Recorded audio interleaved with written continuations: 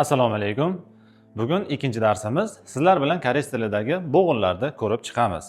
Xo'p, o'tgan darsimiz biz alfavit, ya'ni koreys alifbosini o'rganib chiqqandik. Hamma yodlab olgan bo'lsa, boshlaymiz bo'g'inlarga. Koreys tilida bo'g'inlar 4 turda bo'lib o'rganiladi. Mana bu katakcha shaklida men yozib qo'ydim. Ya'ni bizda birinma-ketin mana bunday ketma-ket ketadigan bo'lsa, bularda qavatma-qavat yoki ustma-ketdan kelish holatlari bor. Shuning uchun keling ko'rib chiqamiz. Misol uchun mana bu A, B bizda bo'lgan edi, bu S'si mana bu joydan davom etib ketaverar edi. Lekin bu holatda bizda bo'ladi A, B, S, D. Ya'ni bu bitta bo'g'in. Bitta bo'g'inda demak 4 ta harf joylashi mumkin bo'ladi eng ko'pi bilan. Endi bu holatimiz 3 tali holatda ham bo'lishi mumkin. A, B, S holatida mana bu shaklda kelishi ham mumkin bu koreys tilimizda. Va mana bunday qavat-qavat bo'lib kelish holati bor. A, B, S holatida bo'ladi. Va mana bunday eng kam holatda, ya'ni ikkitagina harfdan iborat bo'ladi bo'g'inimizda, bu A hamda B holatida bo'lib keladi. Keling buni koreys tilida harflarni ko'rib chiqamiz. Misol uchun mana bu harflar hamma yodlab olgan bo'lsa, bu N degan harf edi. Undan keyingisi nima edi? I harfi. L, K, T, A. Ko'ryapmizki, mana bu bitta bo'g'inimizda, mana bu bo'g'inning o'zida, mana shu bitta bo'g'in hisoblanadi, 4 ta harf joylashyapti, ya'ni birinchi shakli bo'lyapti. Va bu bitta so'z bo'lganligi uchun ikkinchi bo'g'inimiz mana bu qismi mana bu shaklimizga to'g'ri kelyapti. Ya'ni bu so'z o'zi koreys tilimizda o'qimoq degan tarjimani oladi ilkda. Undan keyingisi ikkinchi yozgan holatimiz chek, ya'ni Ch, E, K harfi bo'lyapti.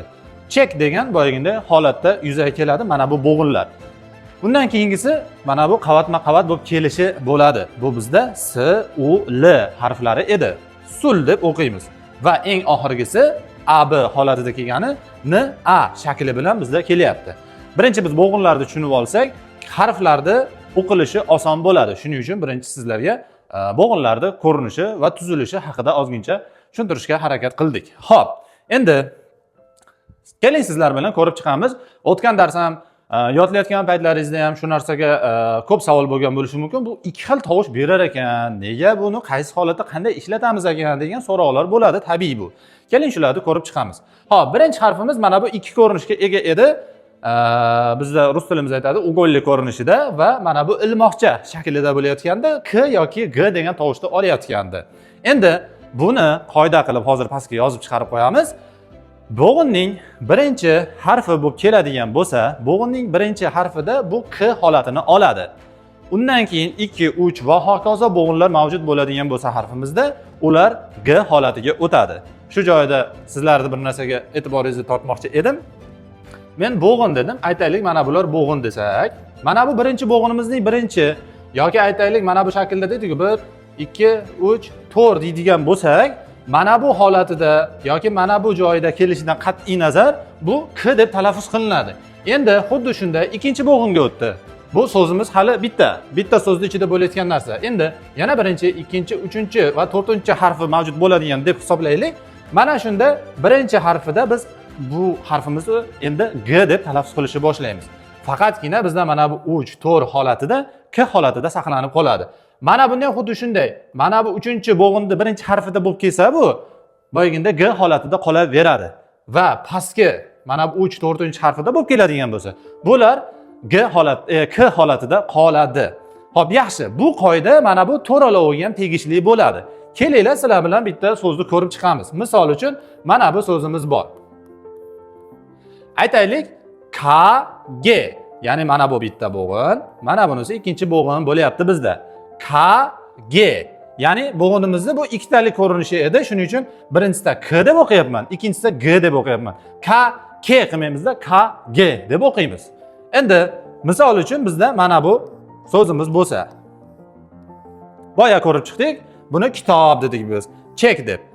Mana ko'ryapmizki, bitta bo'g'indan iborat bo'lgan so'z bu oxirgi harfi, ya'ni birinchi bo'g'inning oxir harfi bo'lib kelayotgani uchun bu K deb o'qiyapmiz, chek. Agar bu mana bu joyda yana biror bir K harfi bilan boshlanadigan narsa bo'lganida edi, endi u joyda G deb talaffuz qilar edik. Bu narsa mana bunga ham tegishli, TD holatiga, PB hamda CJ holatlariga ham xuddi shu holatda yuzaga keladi. Xo'p, yaxshi. Bularni tushunib olgan bo'lsak, keyingi harflarimizga ketdik. Xo'p, endi bizda mana bu s yoki ikkitalik egiz bo'lib keladi, sh harfi bor edi. Bulardan keyin a, yo, yu, yo, i, vi degan 6 ta, mana shu 6 ta unli keladigan bo'lsa, bu bizda sh deb talaffuz qilinadi. Shu joyini shunday skrinshot qilib olsalaringiz, o'zlaringizga bo'lganda yodlash uchun oson bo'ladi. Xo'p, yaxshi.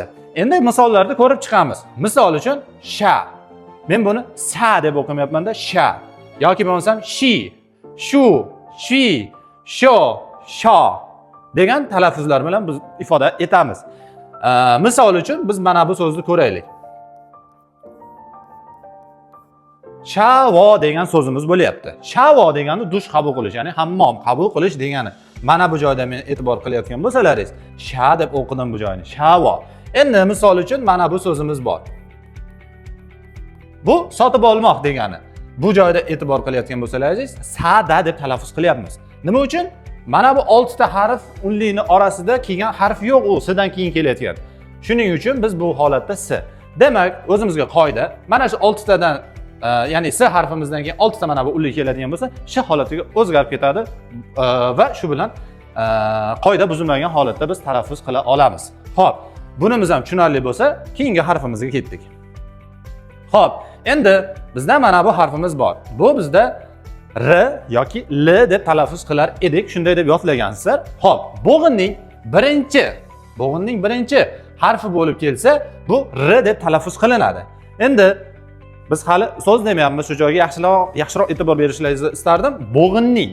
Endi bo'g'inning 3-chi yoki 4-chi harfi bo'lib keladigan bo'lsa, bu l deb talaffuz qilinadi. Misol uchun mana bu joyda birinchi bo'lib kelyapti bizda mana bu. To'g'rimi? 5 ta teskarisimon ko'rinishi, ya'ni radio. Biz bu joyda ko'ryapmizki, o'zbek tilimizda ham bu radio. O'sha la-di-o deb o'qimaymiz-da bu joyda. Bo'g'inning birinchi harfi bo'lib kelyapti, shuning uchun radio deb o'qib ketamiz. Xo'p, endi mana bu so'zni ko'raylik.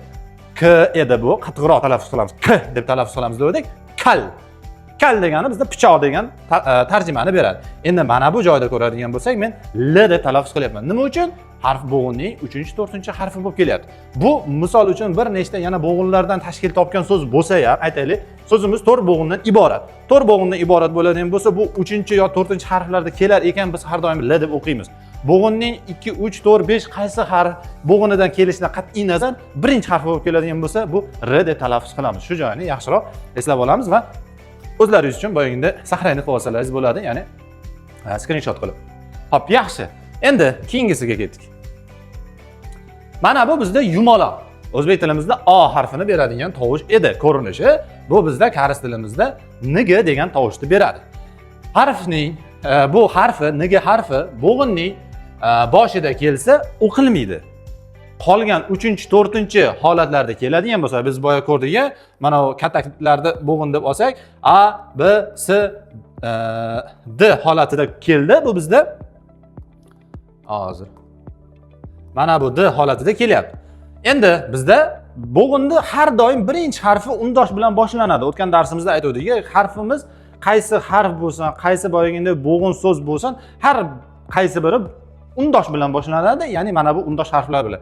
Endi shuning birinchi mana bu a ko'rinish holatida mana bu nega keladigan bo'lsa, o'qimaymiz. Bu bo'lishi mumkin, yana nechtadir aytaylik bo'g'indan iborat bo'lsa ham, bu joyda keladimi, mana bu joyda keladimi, mana bu joyda keladimi, farqi yo'q. Birinchi bo'g'inning birinchi harfi bo'lib kelsa, o'qilmaydi. Qolgan joylarida boyaganda o'qiladi, nega talaffuzi bilan. Endi kelinglar buni misol tariqasida ko'rib chiqamiz. Xo'p.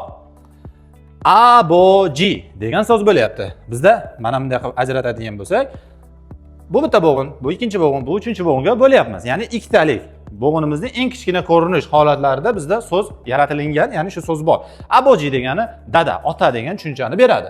Mana bu joyda qayayotgan bo'lsak, bo'g'inimizning birinchi harfi bo'lib kelyapti. Men nigaboji demayapman-da, aboji deb o'qiyapman. Nima uchun? Chunki bo'g'inning birinchi harfi bo'lib kelyapti mana bu niga degan.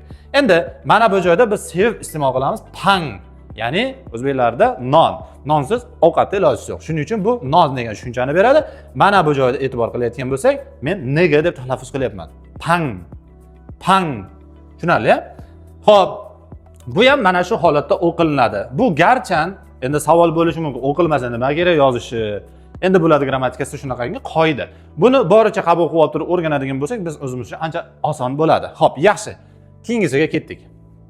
Endi biz ikkita tovushga ega bo'lgan harflarni ko'rib chiqdik va bu narsalarni uyda ko'rib, qoidalarni yodlab tushunib olishga harakat qilamiz va uyga vazifa bo'ladi. Biz hozir tagidan boyaginda videomiz tagidan so'zlar beramiz, shularni o'qib yodlaysizlar hamda o'qilishini ifodali qilib boyaginda harakat qilamiz uyda mashq qilishlikda. Uyga vazifamiz shu bo'ladi. Yana darsda ko'rishguncha.